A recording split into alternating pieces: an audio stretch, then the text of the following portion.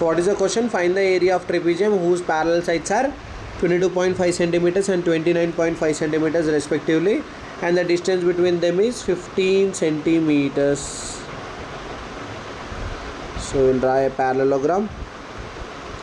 Let's take it as AB, C, D, and these two are parallel sides. AB is parallel to DC, and distance between them is how much?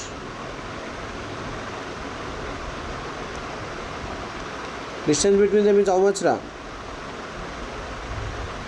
Sir, distance between them are 15 centimeters, and parallel sides, the shortest one is 22.5 centimeters and the longest one is 29.5 centimeters. What is area of trapezium formula? half into D1 into D2. Whatever the formula you get, you will tell that. No, sir. Half into height of sum of parallel sides. Similar to the quadrilateral only. In the quadrilateral, what will take? Half into D1 of H1 plus H2. Similarly, here H of A plus B.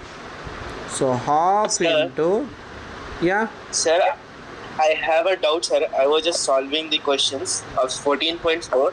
Yeah. What's the difference between SA and TSA?